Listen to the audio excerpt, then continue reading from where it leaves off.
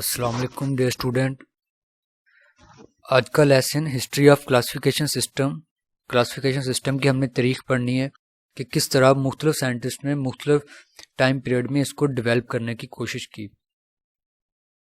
जो आज हमारे पास 5 किंगडम क्लासिफिकेशन सिस्टम है, इसके पीछे पूरा एक बैकग्राउंड है जिसमें मुख्तलिफ टाइम पीरियड में मुख्तलिफ साइंटिस्ट ने इसके ऊपर काम किया है, इसको तश्कील देने के लिए।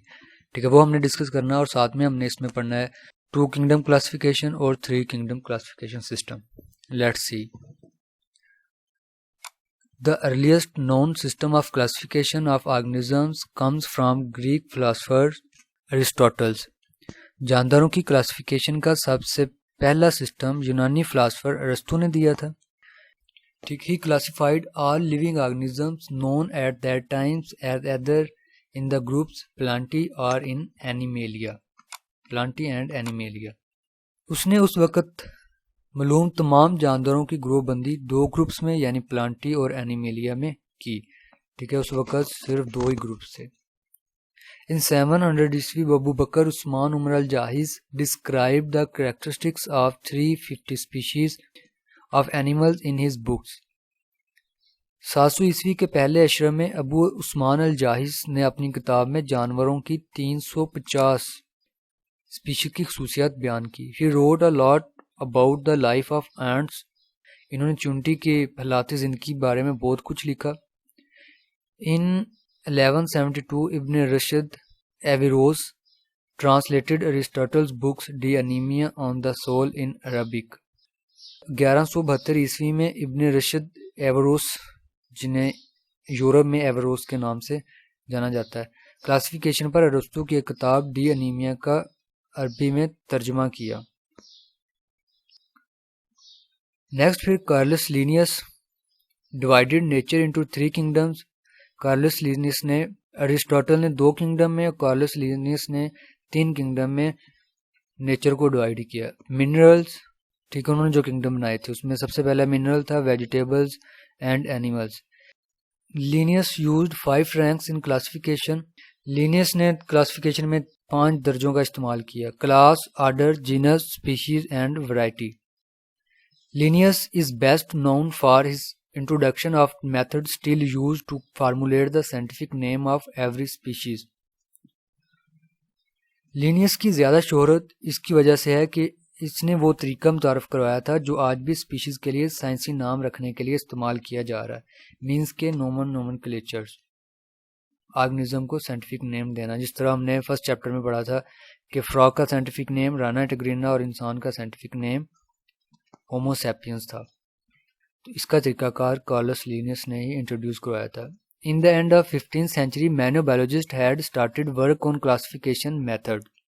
15वीं सदी के आखिर में बहुत से बायोलॉजिस्ट क्लासिफिकेशन के तरीकों पर काम शुरू कर चुके थे। इनमें से अहम बायोलॉजिस्ट मंदरजा झैल है।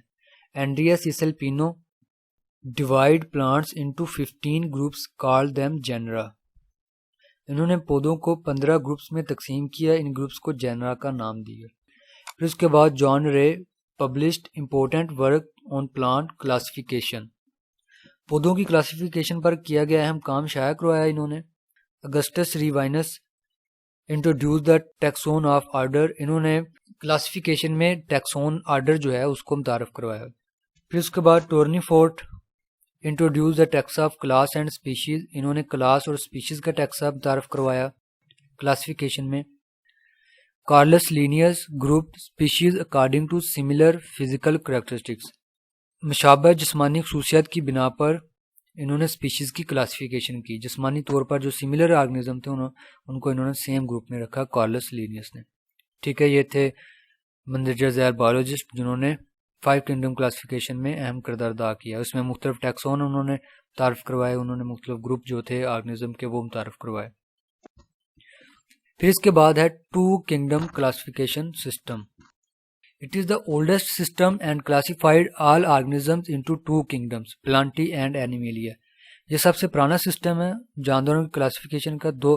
इसमें 2 किंगडम तारफ़ करवाए गए, प्लांटी और animalia. According to it, all organisms that can prepare foods from simple organic, inorganic materials and thus can store energy are autotrophs and are included in kingdom Plantae. इस system की बुनियाद जानदारों के खुराक तैयार करने की सलाहियत पर थी। इसके मुताबिक तमाम ऑटोट्रॉफ्स यानी वो जानदार जो अपनी खुराक खुद तैयार करते हैं किंगडम प्लांटी में शामिल किए गया उनको। ठीक है, जिस तरह पौधे वगैरह है जो अपनी खुराक फोटोसिंथेसिस के जरिए अपनी खुराक खुद तैयार करते हैं, ठीक है, उनको उन्होंने रख दिया किंगडम प्लांटी के अंदर, इस ग्रुप के अंदर, प्लांटी के अंदर। On the other hand, the organisms that cannot synthesize their foods and depend on autotrophs or others are heterotrophs and are included in kingdom Animalia। और फिर उसके बाद दूसरी तरफ बाकी के जो ऑर्गेनिज्म थे जो अपनी खुराक खुद तैयार नहीं करते थे और खुराक के लिए वो ऑटोट्रॉफ के ऊपर इंहिसार करते थे, पौधों के ऊपर और दूसरे हेटरोट्रॉफ के ऊपर। जिस तरह क्या है कि लाइन वगैरह जो है वो क्या करते हैं दूसरे हेटरोट्रॉफ डियर वगैरह के ऊपर इंहिसार करते हैं खुराक के लिए। ठीक है, लाइन भी हेटरोट्रॉफ है, डियर भी हेटरोट्रॉफ है। डियर ऑटोट्रॉफ को खाती है और जो लाइन है वो हेटरोट्रॉफ को ही खाता है।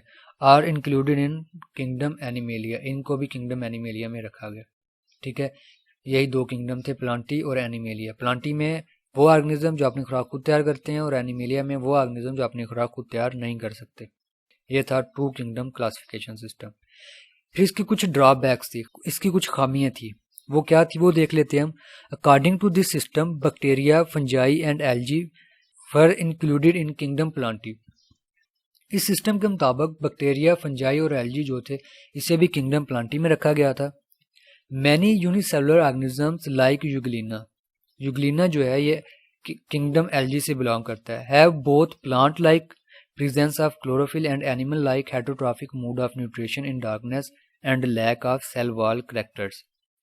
ठीक है, यूग्लिना इसमें ऐसी स्पीशीज थी जो यूग्लिना की कुछ खसूसियात जो थी वो प्लांट से मिलती थी और कुछ खसूसियात जो थी इसकी वो एनिमल से मिलती थी।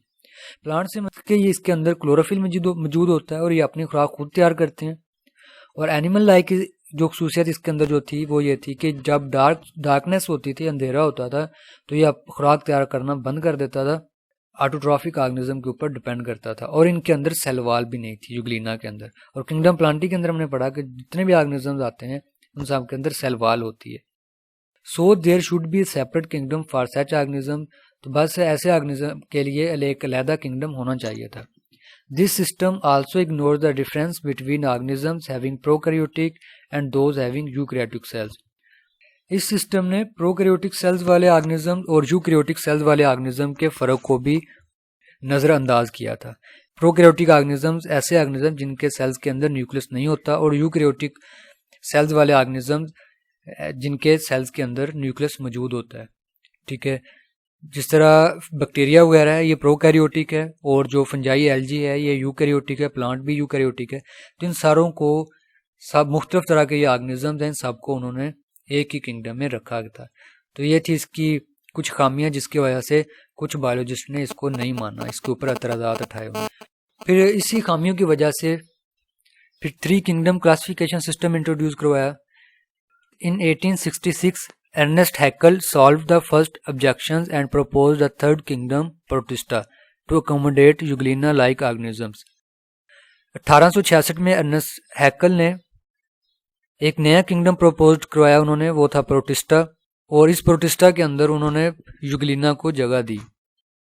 He also include bacteria in kingdoms protista, और फिर इसके साथ उन्होंने क्या किया, बैक्टीरिया को भी इसी किंगडम के अंदर रख दिया उन्होंने। In this system fungi were still include in kingdom Plantae, और इस सिस्टम में भी फंजाई जो था वो अभी किंगडम प्लांटी के अंदर ही मौजूद था। फंजाई की जो खसूसियात है ये प्लांट से नहीं मिलती जुलती, तो इसका एक अलहदा किंगडम होना चाहिए था।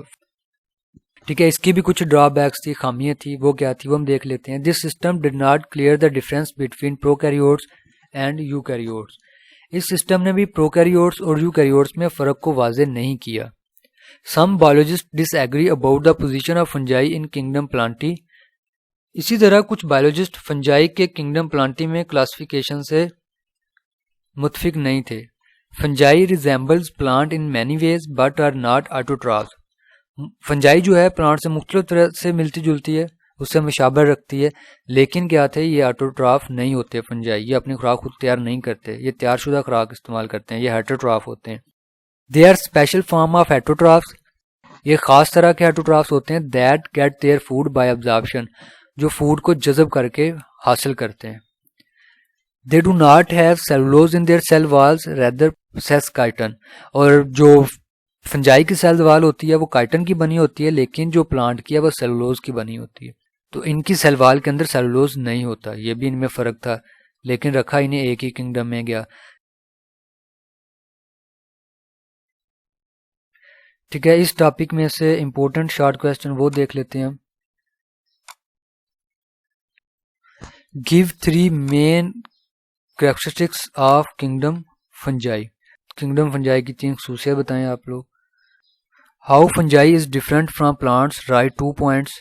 ठीक है, फंजाई क्या होते हैं? हेटरोट्रॉफ, प्लांट ऑटोट्रॉफ होते हैं। फंजाई की सेल वॉल काइटन की होती है, प्लांट की सेल वॉल सेलुलोज की होती है। ठीक है, ये शॉर्ट क्वेश्चन आता है इस टॉपिक में से। और इसी तरह जो साइंटिस्ट हैं, ये साइंटिस्ट जो है इनकी डेट और इनका काम जो है एमसीक्यूज में आ जाता है, वो भी आप लोगों ने अच्छे से याद करना है। अल्लाह हाफिज़।